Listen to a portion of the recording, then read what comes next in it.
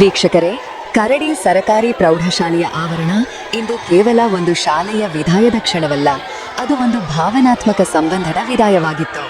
3 ವರ್ಷ 10 ತಿಂಗಳು ಸೇವೆ ಸಲ್ಲಿಸಿದ ಶಿಕ್ಷಕರೊಬ್ಬರನ್ನು ವಿದ್ಯಾರ್ಥಿಗಳು ಕಣ್ಣೀರು ಸುರಿಸುತ್ತಾ ಬೀಳ್ಕೊಟ್ಟ ಹೃದಯಸ್ಪರ್ಶಿ ದೃಶ್ಯ ಅದು.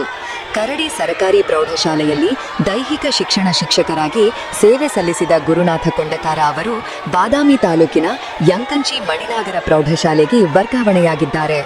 ಆದರೆ ಈ ವರ್ಗಾವಣೆಯನ್ನು ವಿದ್ಯಾರ್ಥಿಗಳು ಮನಸ್ಸಿನಿಂದ ಒಪ್ಪಲಿಲ್ಲ. ತಮ್ಮ ಶಿಕ್ಷಕರನ್ನು ಕಳುಹಿಸಿಕೊಡಲು ಒಪ್ಪದೆ ಮಕ್ಕಳು ಕಣ್ಣೀರು ಹರಿಸಿದ ಕ್ಷಣಗಳು ಎಲ್ಲರ ಕಣ್ಣುಗಳನ್ನು ಒದ್ದೆಗೊಳಿಸಿವೆ.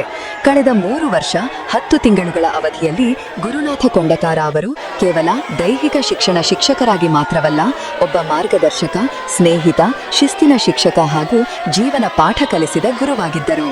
ಕ್ರೀಡೆಯಲ್ಲಿ ಮಕ್ಕಳಿಗೆ ಮಾತ್ರವಲ್ಲ, ಜೀವನದ ಶಿಸ್ತಿನಲ್ಲೂ ಅವರು ಮಾದರಿಯಾಗಿದ್ದರು ಎಂದು ವಿದ್ಯಾರ್ಥಿಗಳು ಹೇಳುತ್ತಾರೆ.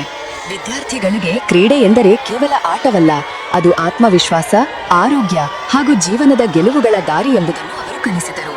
ಅನೇಕರನ್ನು ಜಿಲ್ಲಾ ಹಾಗೂ ರಾಜ್ಯ ಮಟ್ಟದ ಸ್ಪರ್ಧೆಗಳಿಗೆ ಸಿದ್ಧಪಡಿಸಿದರು.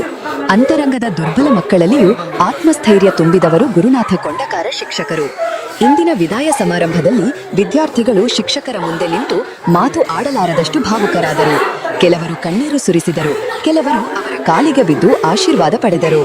ನಮ್ಮ ಸರ್ನನ್ನು ಬೇರೆ ಶಾಲೆಗೆ ಕಳುಹಿಸಬೇಡಿ ಎಂಬ ಬೇಡಿಕೆ ಪ್ರತಿಧ್ವನಿಸಿತು. ಶಿಕ್ಷಕರಾದ ಗುರುನಾಥ ಕೊಂಡಕಾರ ಅವರ ಕಣ್ಣುಗಳಲ್ಲಿಯೂ ತಾವೇ ನಿಯಂತ್ರಿಸಲಾರದ ಭಾವುಕತೆ ಕಂಡುಬಂತು. ನಾನು ಶಾಲೆಯನ್ನು ಬಿಟ್ಟರೂ ನಿಮ್ಮ ಹೃದಯವನ್ನು ಬಿಟ್ಟಿಲ್ಲ ಎಂದು ವಿದ್ಯಾರ್ಥಿಗಳಿಗೆ ಧೈರ್ಯ ತುಂಬಿದರು. ಯಂಕಂಚಿ ಮಣಿನಾಗರ ಪ್ರೌಢಶಾಲೆಯಲ್ಲಿ ಕೂಡ ಮಕ್ಕಳಿಗಾಗಿ ಅದೇ ಪ್ರೀತಿ, ಅದೇ ಶ್ರಮ ಮುಂದುವರಿಯಲಿದೆ ಎಂದು ಭರವಸೆ ನೀಡಿದರು. ಶಿಕ್ಷಕರು ಮತ್ತು ವಿದ್ಯಾರ್ಥಿಗಳ ನಡುವಿನ ಸಂಬಂಧ ಕೇವಲ ಪಾಠ ಮಾತ್ರಕ್ಕೆ ಸೀಮಿತವಲ್ಲ, ಅದು ಜೀವನ ಪಾಯಿಯ ಬಂಧ. ಅದು ಇಂದಿನ ಕರಡಿಯಲ್ಲಿ ಕಂಡ ಈ ದೃಶ್ಯ ಮತ್ತೆ ಮತ್ತೆ ಸಾಬೀತು ಮಾಡಿದೆ.